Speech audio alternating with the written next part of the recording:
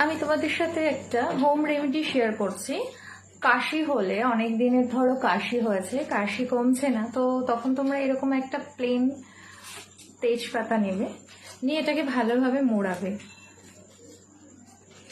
Just এইভাবে।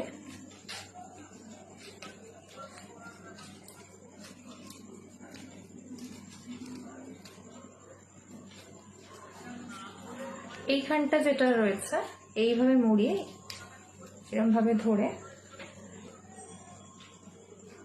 Just নিয়ে এইভাবে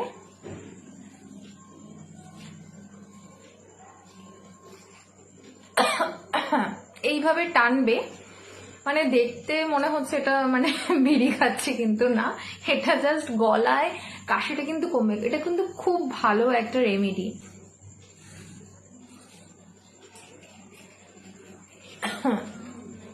এরকম ভাবে 3-4 দিন ট্রাই করবে, গলার কাশি কিন্তু কমে যাবে।